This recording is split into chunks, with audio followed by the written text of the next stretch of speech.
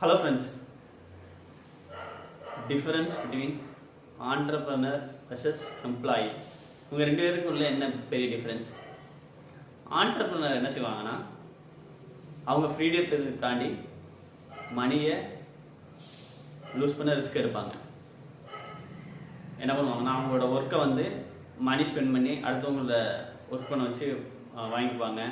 So segregate பண்ணிக்குவாங்க. So அவங்களுக்கு தேவை ஃப்ரீடம் தான், மணி கிடையாது. இது ஆண்டர்ப்ரனர்ஷிப். எம்ப்ளாயி நம்ம வந்து மணியை விட்டு கொடுக்க மாட்டோம், நம்ம டைம் ஃப்ரீடம் இதெல்லாம் விட்டு கொடுப்போம். என்ன செய்வோம்னா நம்ம மணி சம்பாதிக்கிறதுக்காண்டி நம்மளோட ஃப்ரீடத்தை விட்டு கொடுத்துட்டு நம்ம ஓடிட்டுருப்போம். இதுதான் கீ டிஃப்ரென்ஸ்.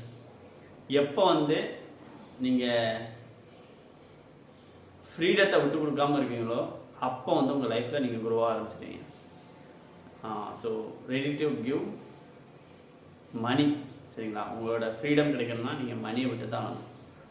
அதுக்கு முன்னாடி அந்த மணியை ஏர்ன் பண்ணிவிட்டு அதுக்கப்புறம் நீங்கள் விட்டு கொடுக்க ஆரம்பிங்க. ஸோ இதுதான் key difference ஆண்டர்ப்ரனருக்கும் எம்ப்ளாய்க்கும்.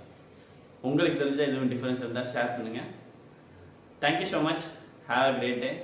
Try to achieve freedom.